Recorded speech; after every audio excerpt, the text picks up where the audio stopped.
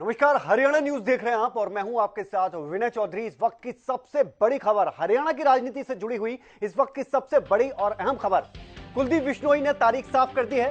4 अगस्त को वो बीजेपी में शामिल होने जा रहे हैं।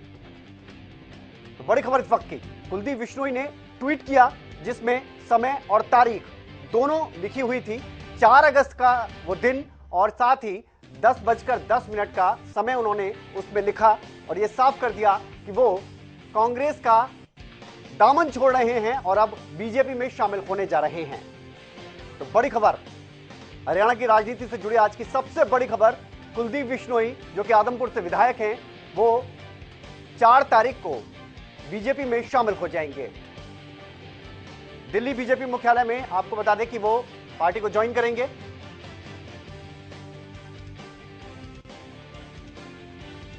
तो कुलदीप बिश्नोई को लेकर लगातार ये तो साफ था कि आने वाले समय में बीजेपी में जाएंगे, लेकिन यह साफ नहीं था कि किस दिन जाएंगे।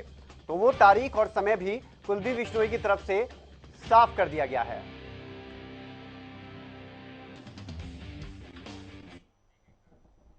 तो आदमपुर से विधायक कुलदीप बिश्नोई ने ट्वीट कर अपने बीजेपी में जाने की तारीख बता दी है। इसके साथ ही आपको बता दें कि उन्होंने यह साफ कर दिया कि दूसरा ट्वीट भी करा और कांग्रेस पर तंज भी कसा और यह बात साफ कर दी कि यह दिन होगा, यह तारीख होगी। ये 2 ट्वीट्स आपके सामने।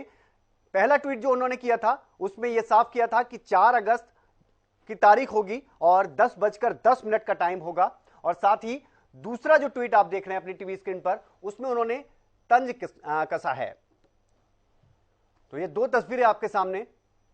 कुलदीप बिश्नोई की तरफ से यह ऐलान कर दिया गया है कि वो बीजेपी में जा रहे हैं और दूसरा ट्वीट जो उन्होंने किया उसके जरिए यह साफ कर दिया कि वो एक घायल परिंदे की तरह जरूर थे, लेकिन वो उठना भी जानते हैं। तो कुलदीप बिश्नोई की अगर बात करें तो उन्होंने यह साफ कर दिया है कि वो अब बीजेपी में शामिल होने जा रहे हैं, कांग्रेस का साथ छोड़ रहे हैं।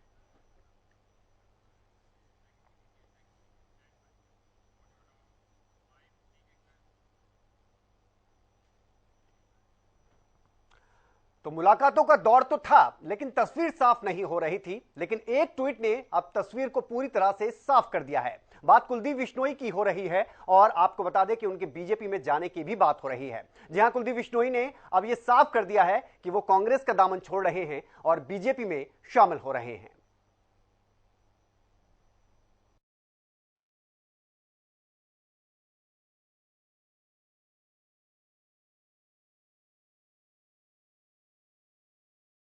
घायल तो हर परिंदा है, मगर जो फिर से उड़ सका वही जिंदा है। ये लाइनें हैं जो सब कुछ बयां कर देती हैं। कुलदीप बिश्नोई के इस ट्वीट से पहले एक और ट्वीट ने उनके राजनीतिक भविष्य की तस्वीर को साफ कर दिया। लिखा था 4 अगस्त, समय 10:10। यानी ये साफ कर दिया कि ये वो तारीख और समय है जिस दिन वो बीजेपी का दामन थाम रहे हैं और हाथ का साथ छोड़ रहे हैं। वजह भी कई रही, लेकिन शुरुआत कुछ इस तरह से हुई। हरियाणा कांग्रेस की तरफ से नई टीम का गठन किया गया और यहीं से असल नाराजगी सामने आई। कुलदीप बिश्नोई कहीं न कहीं अच्छे पद की लालसा में बैठे हुए थे, लेकिन कांग्रेस ने उदयबान को प्रदेश अध्यक्ष बना दिया।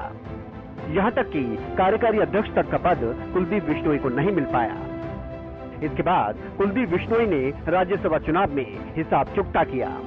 क्रॉस वोटिंग कर कुलदीप बिश्नोई ने बागी तेवर दिखाए और इसके बाद लगातार कुलदीप बिश्नोई बीजेपी आलाकमान से मिलते रहे और अब तस्वीर साफ है कि कुलदीप बिश्नोई 4 अगस्त को बीजेपी में शामिल होंगे।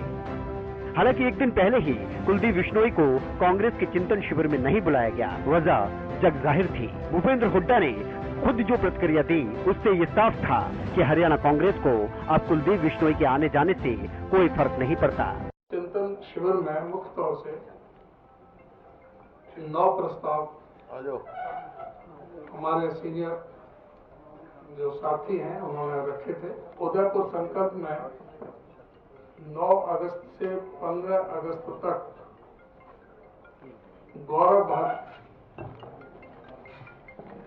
गौरव आशीर्वाद गौरव पद यात्रा के नाम से 9 अगस्त से 15 अगस्त तक हर जिले में 75 किलोमीटर तक हमारे सभी कांग्रेस के कार्यकर्ता सभी जिलों में 75 किलोमीटर की पद यात्रा करेंगे और 5 तारीख को अभी हमारे सभी जिला हेडक्वार्टर पर प्रोटेस्ट होगा। कई बार कुलदीप बिश्नोई ने राहुल गांधी से मिलने की कोशिश की, कई बार अपने मन की व्यथा बताने की कोशिश की, लेकिन राहुल गांधी नहीं मिले। इसके बाद जहां मुलाकात होनी थी उसकी शुरुआत हो गई। कभी सीएम से मुलाकात तो कभी बीजेपी के किसी अन्य बड़े नेता से मुलाकात, और तस्वीर तो पहले ही साफ हो गई थी। बस इंतजार था तो शुभ मुहूर्त का। वो घड़ी भी अब साफ है, 4 अगस्त सुबह 10:10। Bureau report, Haryana news.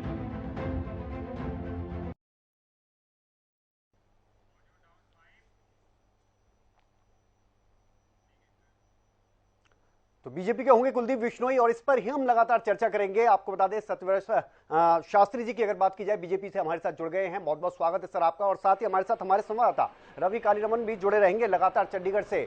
और साथ ही केवल ढींगरा की अगर बात की जाए तो कांग्रेस से हमारे साथ जुड़े रहेंगे केवल ढींगरा जी। बहुत बहुत स्वागत है आप सभी का। सबसे पहले एक रिएक्शन में रवि से ले लेता हूं। रवि, आज की सबसे बड़ी खबर यही हो गई है राजनीतिक तौर पर देखा जाए। हालांकि हमारी तो नजर थी मॉनसून सत्र को लेकर जो बैठकें होनी थी, लेकिन यहां तो कुलदीप बिश्नोई के एक ट्वीट ने एक तरह से हलचल मचा दी है। बिल्कुल विनय, देखिए जिस प्रकार से कुलदीप बिश्नोई के 2 ट्वीट आए हैं, अपने आप में काफी मायने भरे ट्वीट हैं। पहला ट्वीट उनका आता है 4 अगस्त 10:10। उसके बाद दूसरा ट्वीट आता है उनके दूसरे ट्वीट में वो कहते हैं घायल तो यहाँ हर परिंदा है, मगर जो फिर से उड़ सका वही जिंदा है। Don't be afraid to start over, it's a chance to build something better this time. तो 2 ट्वीट कुलदीप बिश्नोई के आते हैं। 2 ट्वीटों में बहुत सी बातें हैं वो छिपी हुई हैं।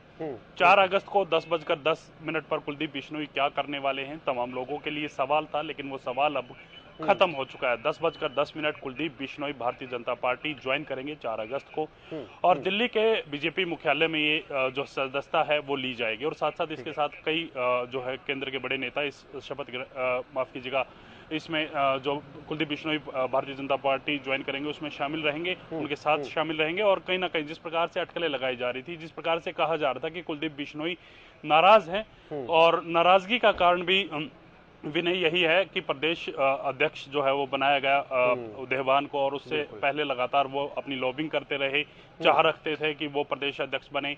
इससे शीर्ष नेतृत्व से भी मुलाकात उन्होंने की, और उनको आश्वासन भी दिया गया कि उनको बड़ा पद जो है उनके कद के हिसाब से दिया जाएगा। उसके बाद उनको कोई पद नहीं मिलता, तो उन्होंने अपने बगावती सुर हैं, बगावती तेवर वो अपना लिए। उसका खामियाजा कांग्रेस को राज्यसभा चुनाव में भी भुगतना पड़ा। और इसके साथ साथ लगातार कुलदीप बिश्नोई को राज्यसभा चुनाव के बाद तमाम पदों से मुक्त कर दिया गया। उसके बाद से अटकलें और तेज हुई। जल्द जो है कुलदीप बिश्नोई भारतीय जनता पार्टी ज्वाइन कर सकते हैं। उसके बाद लगातार जो है बैठकों का दौर रहा।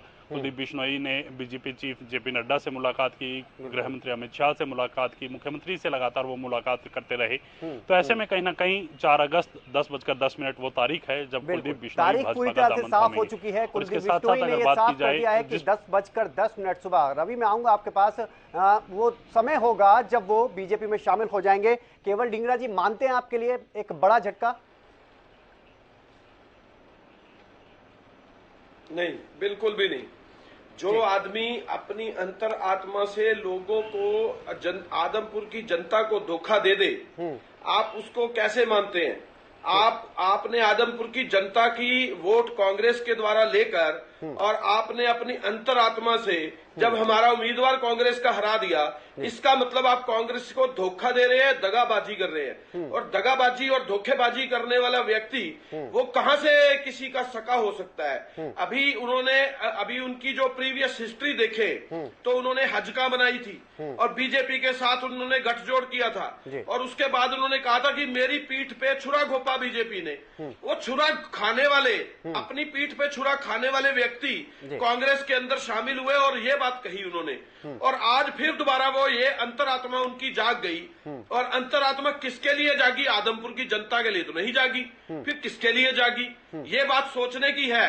आपने अपने जो अभी सारा आपने बताया कि वो परिंदे हैं, वो घायल हैं, वो पिछले दिनों कह रहे थे शेर हैं, वो अपने आज वो परिंदे बन गए। मशहूर हैं। ये कब शेर बनते हैं? सुनिए, जी जी बोलिए बोलिए। बिल्कुल मशहूर है, इसीलिए तो मैं कह रहा हूं, कभी वो शेर बनते हैं, कभी वो घायल परिंदे बनते हैं, और कभी वो जनता के साथ आदमपुर की जनता को धोखा देते हैं। वो कौन से शेर हैं, कौन से परिंदे हैं जो आदमपुर की जनता जो है, जिन्होंने कांग्रेस को वोट दी, उनको धोखा दिया, उनके साथ दगाबाजी की, वो कौन से परिंदे हैं?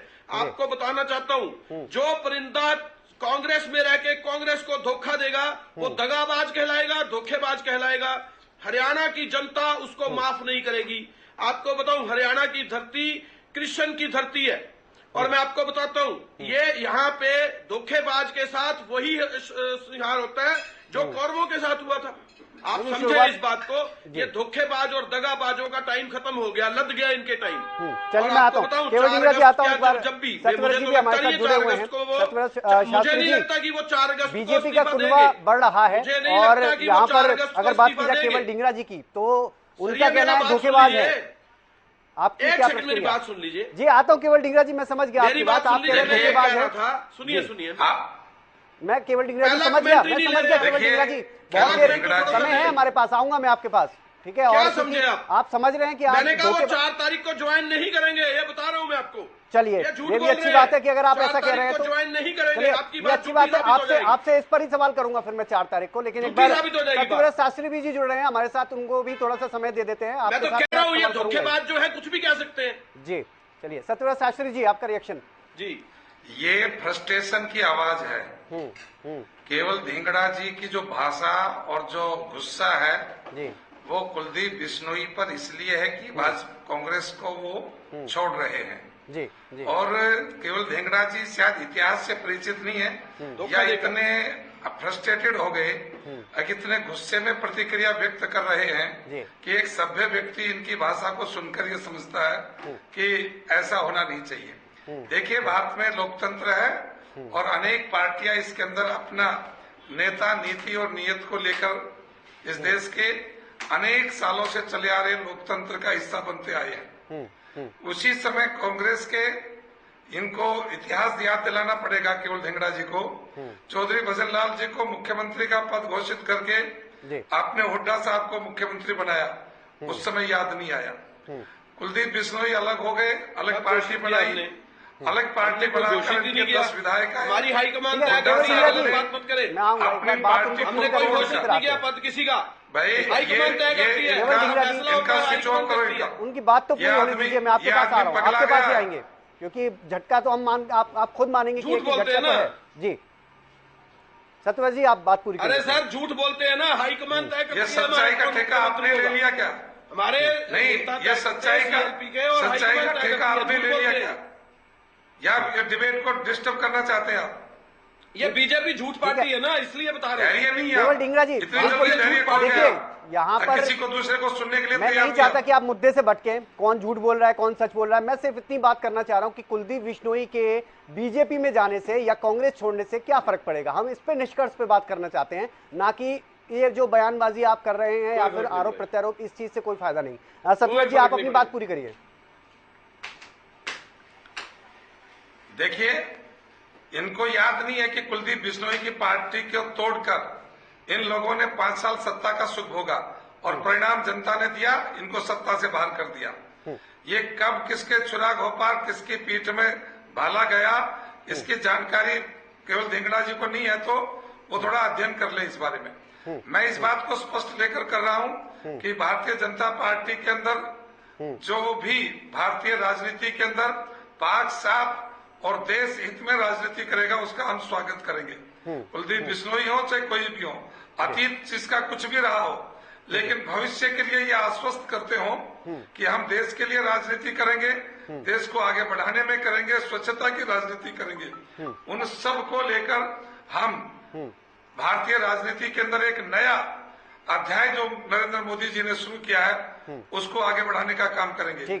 आज देश के अंदर यदि कहीं सत्ता का केंद्र है या देश के लिए और देश के लोगों को जो आज को एक आशा और किरण दिखाई देती है, वो भारतीय जनता पार्टी के नेता, नीति और नीयत में दिखाई देती है। ठीक है सत्यव्रत जी, आता है केवल डिंगरा जी। देखिए, कभी भी ताली जो है वो एक हाथ से नहीं बचती। ठीक है सत्यव्रत जी, आता नीयत दिखाई दे। आता हूँ। केवल डिंगरा जी से मैं एक बात जानना चाह रहा था। केवल डिंगरा जी, मुझे लगता है थोड़ा गुस्सा आपका शांत हो गया होगा। मैं ये जानना चाह रहा हूँ कि ताली कभी भी एक हाथ से नहीं बजती, कुछ तो कमियां आपकी तरफ से भी रही होंगी और ये सबके सामने जग जाहिर है कि किस तरह से कुलदीप बिश्नोई को नजरअंदाज किया गया और ये आज से नहीं किया जा रहा, काफी लंबे समय से, जब से कि आपकी नई टीम का गठन हुआ है और बात इसीलिए यहां तक पहुंची है।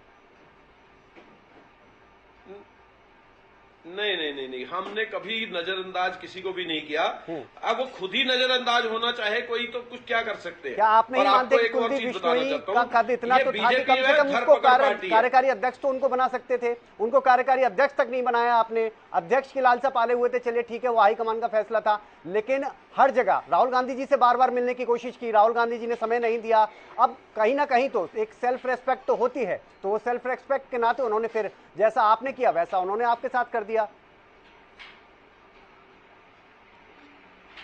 विनय जी, एक ऐसा है, कांग्रेस पार्टी का हर आदमी सिपाही है। वो हर आदमी अपने आप को मुख्यमंत्री समझने लग जाए तो वो गलती करेगा ना। उसको एक प्रोटोकॉल, एक सिस्टम से चलना पड़ेगा। अभी वो एक एमएलए थे, एमएलए जीते, जब हमारी सरकार बनती तो उनको पद भी मिलता है। जब अपने आप को हम सारे ही, मैं अपने आप को मुख्यमंत्री समझना शुरू कर दूं तो मेरी गलती है ना।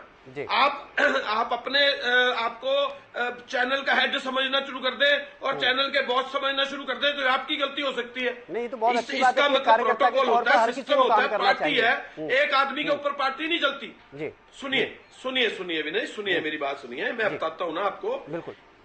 अगर अपनी महत्वाकांक्षा आप इतनी बढ़ा लें, आप ये समझने लग जाएं कि पार्टी में जो मैं बोलूंगा वही होगा, ऐसे तो नहीं होगा। पार्टी की हाईकमान है, वो किस लिए है? राहुल गांधी जी से मिलना चाहते थे तो वहां भी प्रोटोकॉल है, मिलना तो कौन नहीं मिलना चाहता, मिलेगा हर आदमी।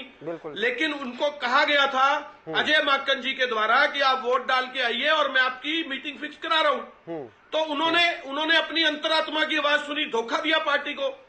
जो धोखेबाज और दगाबाज होता है उसका हशर क्या होता है? उसका हशर वही होता है। आज वो परिंदा बन गए शेर से, अभी वो शेर बन रहे थे पिछले दिनों, शेर से परिंदा बनने का जो उनका टाइम था ये उन्होंने खुद तय किया, ये किसी और ने तय नहीं किया। और फिर मैं आपको बताना चाह रहा हूं, ये बीजेपी धरपकड़ पार्टी है।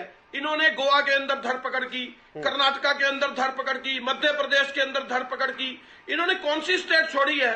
अभी ये झारखंड में लगे हुए हैं, कभी किसी में लगे हुए हैं। ये धरपकड़ पार्टी है। इनका क्या है? सुनिए, इनका कोई मकसद, इनका कोई मतलब, इनका देश की सेवा करना है ही नहीं, ये धरपकड़ करना ही सेवा है इनकी। और आप सुनिए, सारा टाइम इलेक्शन मोड पे रहना और इलेक्शन को जीतने के लिए हर तरह का प्रयास करना, किसी को उठा के ले जाना, किसी के ऊपर ईडी छोड़ना, किसी के ऊपर इनकम टैक्स छोड़ना, ये बीजेपी का काम है, ये इनका धंधा है, ये धंधेबाज पार्टी है। इनका कोई मतलब नहीं है देश की सेवा के साथ, इनका कोई मतलब नहीं।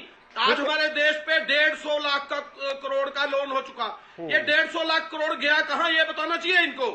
हमारे मोदी जी जो है, मैं आ रहा हूँ, केवल डिंगरा जी आ रहा हूँ आपके पास। मैं तो चाहता हूँ कि आप बड़ी है तरीके से बहस हो तो ज्यादा बेहतर तरीके से, ज्यादा अच्छा रहेगा।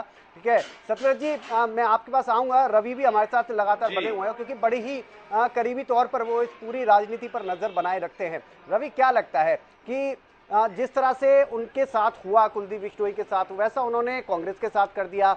धोखेबाजी ये सब राजनीति का एक हिस्सा हम शुरुआत से देखते आए हैं। राजनीति में कब क्या हो जाए कुछ पता नहीं होता। अभी फिलहाल क्या लगता है कि समीकरण अगर बदलते हैं तो किस तरह से बदलेंगे?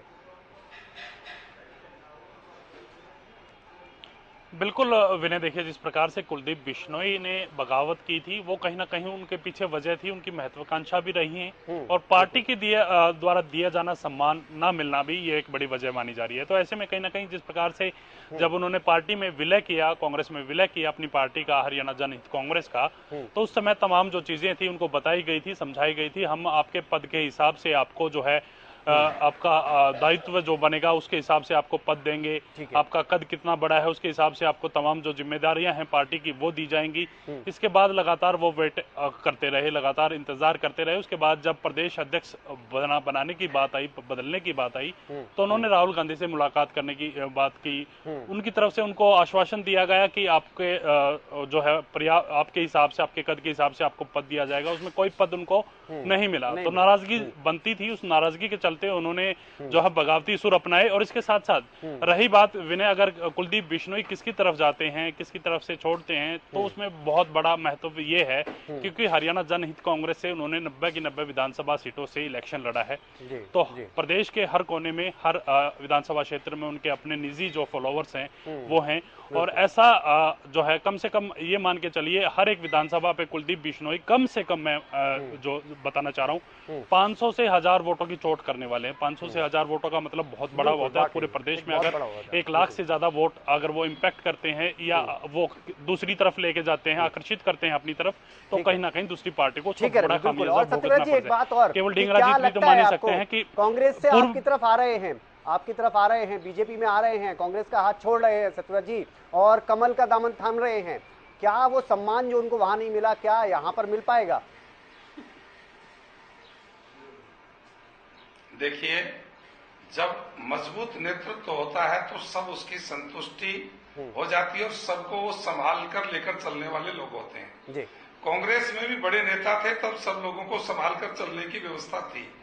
लेकिन क्योंकि कांग्रेस का केंद्रीय नेतृत्व अक्षम हो गया, कमजोर हो गया और दाए बगाए उनसे खिलाफ आवाज देने वाले लोगों को या तो वो पसंद नहीं करते या उनको सहन करने की उनके अंदर क्षमता नहीं है।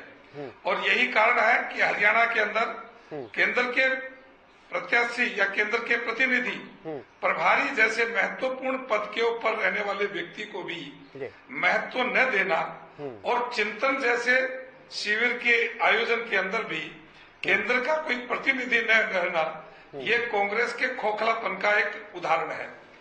चाहे कितना ही केवल ढींगरा जी फ्रस्ट्रेशन में आए, कितना ही गुस्से में आए, ये होने वाला काम है। मैं तो कल से कह रहा हूँ, महात्मा गांधी जी ने 1947 में कहा था कि कांग्रेस को खत्म कर देना चाहिए। अब तक कांग्रेस का नेतृत्व तो लोभ, लालच और सत्ता की लोलुपता के कारण से इसको खत्म नहीं कर पाया। ये श्रेय राहुल गांधी जी और हुड्डा जी को मिल रहा है, जो आने वाले समय में कांग्रेस नाम की पार्टी को समाप्त करके। बिल्कुल सत्यव्रत जी, समय की भी कमी है थोड़ी सी। केवल ढींगरा जी, एक लास्ट कमेंट आपसे लेना चाह रहा था मैं। केवल ढींगरा जी के पास आऊंगा और लास्ट कमेंट लेना चाहूंगा। केवल ढींगरा जी, क्या जरूरत है वाकई में एक आत्मचिंतन की? चिंतन तो आप कल भी कर रहे थे, वहां भी एक बार फिर से ऐसी ही एक नाराजगी वाली तस्वीर उभर कर सामने आ गई थी। हालांकि आपके प्रदेश अध्यक्ष की अगर बात की जाए या नेता प्रतिपक्ष का यही कहना है कि कोई गुटबाजी नहीं है, किसी तरह की कोई दिक्कत नहीं है, लेकिन क्या वाकई में आत्मचिंतन की जरूरत? बहुत संक्षेप में